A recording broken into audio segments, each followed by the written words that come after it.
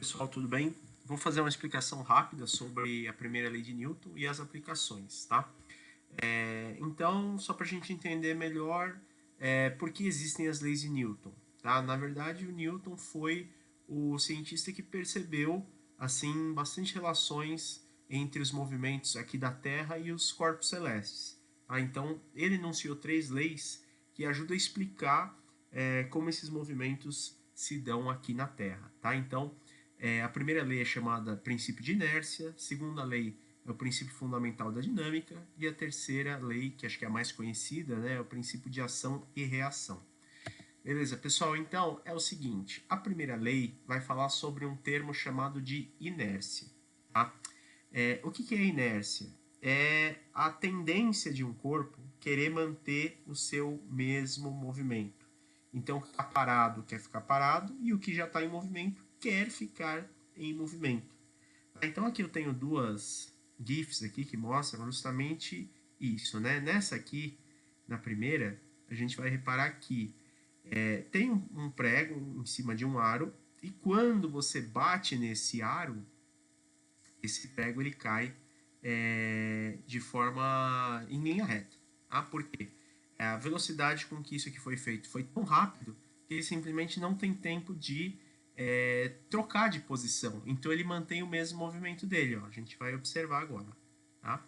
Da mesma maneira aqui, o que a gente vai ver? Ó, isso aqui, obviamente, é uma montagem, mas é possível reproduzir esse experimento, né? Se você pegar uma toalha e puxar rapidamente, os objetos eles não se arrastam juntos. Porque isso é feito de uma maneira tão rápida que o corpo tende a permanecer no estado de inércia. Tá? Então, pessoal, a gente vai entender que inércia é o corpo se manter parado, tá? Ou em velocidade constante. Por exemplo, a Terra, né? A Terra está girando, mas com uma velocidade constante. A gente não sente a Terra acelerar nem ela frear. Beleza? A primeira lei vai falar o que então? Que um corpo tende a permanecer em movimento ou em repouso, a menos que uma força não nula seja exercida sobre ele. Então, para eu conseguir quebrar essa barreira da inércia, a força não pode ser zero. Beleza? Então, a gente vai ver a consequência disso agora. Tá? Primeiras aplicações que a gente já conhece. O movimento retilíneo uniforme, né, que a gente viu no início do ano, conhecido como MRU, é um caso onde não existe aceleração, a velocidade sempre se mantém. Então, a gente diz que um corpo, descrevendo o MRU, está em estado de inércia. Está valendo a primeira lei de Newton. A aceleração ali é zero. E um segundo caso é a estática do ponto material. É a aplicação efetiva que a gente vai ver aqui. Tá? Quando eu falar em estática do ponto material, eu estou dizendo um corpo, tá? Que a dimensão dele não importa para a gente, então a gente vai imaginar ele como um pontinho. Tá? E a gente vai estudar isso aí numa condição de equilíbrio. Então guarde essa palavra aqui. O que é o equilíbrio? É quando a soma das forças elas dão zero. Então, para eu somar uma coisa e dar zero, uma é positiva, outra é negativa. É o que eu quero mostrar aqui. Ó. Se eu tenho 30 newtons para a direita e 30 newtons para a esquerda, a força resultante aqui é zero, né, no eixo horizontal. A mesma coisa no eixo vertical. 50 para cima, 50 para baixo, dá zero de resultante. Então, essa é a condição de equilíbrio. Esse pontinho aqui que está desenhado, ele não se mexe porque as forças atuantes nele têm que ser zero. Tá? Então, essa é a condição que a gente vai usar para resolver o exercício. Vou fazer um aqui com vocês. Ó. Determine a força de tração no fio AB, supondo que o sistema abaixo esteja em equilíbrio. Tá? Então, a nossa bolinha aqui é o nosso ponto material. Ele está em equilíbrio, ele não vai para baixo, ele não vai para cima, não vai para um lado, nem vai para outro. Tá? Ele simplesmente fica parado. Tá? Aqui o que a gente tem? Tem uma corda, né? Um fio que está sustentando ele. Esse aqui é o fio AB que eu falo no exercício. Tá? E por força de tração, eu vou entender que é uma força que está sendo transmitida por esse fio aqui.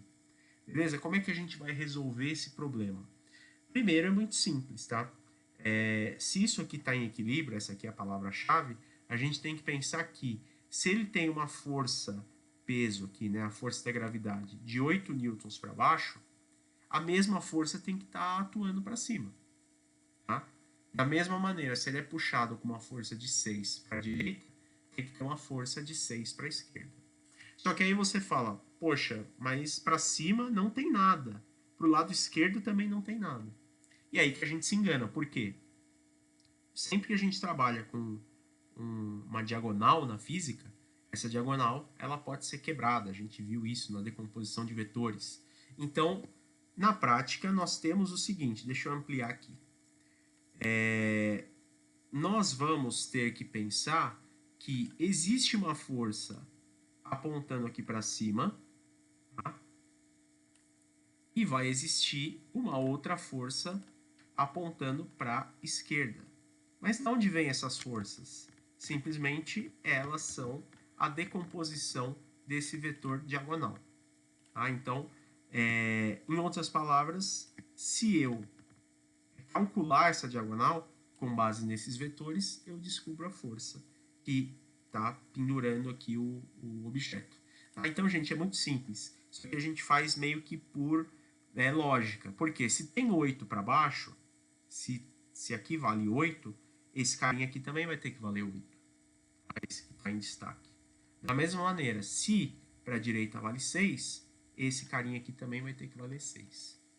E aí, beleza, ok. A gente entendeu essa ideia. Mas como é que eu vou calcular esse pedaço que está faltando aqui? Bom, se eu projetar esse pedaço aqui, vou tirar ele daqui e projetar ele nesse ponto, de forma que essa figura se tornou um triângulo retângulo. Agora, esse meu triângulo retângulo possui um cateto, né, que vale 8, que é simétrico a esse daqui, e tem um outro cateto que vale 6, que é simétrico a esse daqui. Então, agora você sabe fazer esse cálculo, né? Eu acho que sabe, né? Porque a diagonal aqui equivale à hipotenusa. Então, a gente sabe que hipotenusa ao quadrado é igual o cateto 1 ao quadrado mais o cateto 2 ao quadrado.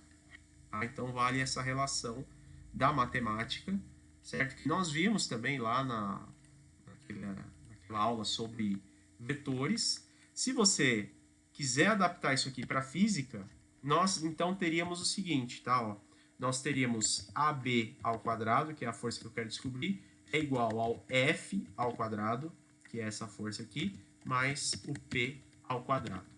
Ah, então eu ficaria nesse caso com AB ao quadrado é igual a 6 ao quadrado, que é 36, mais 8 ao quadrado, que é 64.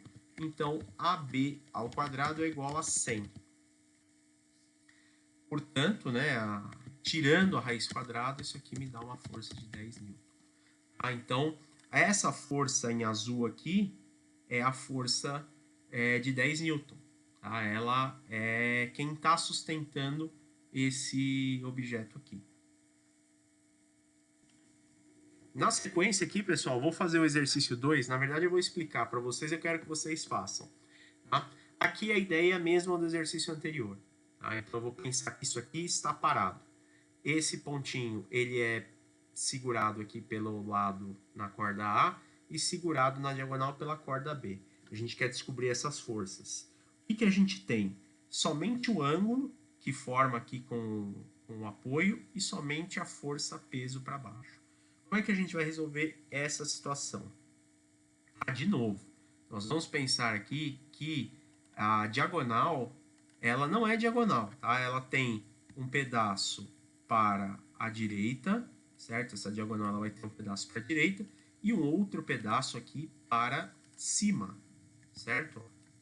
Então, na verdade, a gente vai enxergar a diagonal dessa maneira, tá? O que a gente precisa saber? Que se isso aqui está em equilíbrio, eu tenho 100 para baixo. Então, quanto vale esse pedaço? Vale 100 também. Beleza? Se esse pedaço aqui A eu não sei, o que eu vou poder dizer para vocês é que, por causa da geometria envolvida, esse pedacinho aqui é igual a ele e ele é também igual a esse pedaço que está aqui. Ó. Então, o que vocês vão enxergar é o seguinte, tá? Ó, Isso aqui agora virou um triângulo. Um triângulo que tem a hipotenusa, aqui em azul, tem um cateto que vale 100 e tem o ângulo aqui dentro. Tá? A grande dica que eu passo para esse exercício é você decompor esse vetor. Tá? Então a gente vai ter que lembrar, vou fazer aqui rapidamente, a decomposição vetorial diz que o seno de um ângulo é igual ao cateto oposto sobre a hipotenusa. Então, no nosso caso, a gente sabe o ângulo. A gente sabe, então, que o seno de 60 é 0,86. Quem que é o cateto que está oposto ao 60, né? Quem que é o lado que está ao contrário dele? É esse pedaço que está aqui, ó. Esse pedaço é simétrico a esse. Então, aqui eu sei que 0,86 tem que ser igual a 100 sobre a hipotenusa. Então, dá uma olhada que desse jeito você calcula a hipotenusa. O que mais que a gente vai precisar fazer? Só a hipotenusa não basta, né? A hipotenusa eu vou calcular uma das coisas que eu quero, que é o lado B. Para calcular o A, como é que eu vou calcular o A? Eu vou ter que pensar que se esse pedaço verde é simétrico a esse aqui que eu estou mexendo e é simétrico a esse pedaço que está aqui, ó, pedacinho preto, ele é o cateto adjacente. E aí, para cateto adjacente, você vai usar cosseno. Tentem fazer, é uma espécie de um desafio, beleza?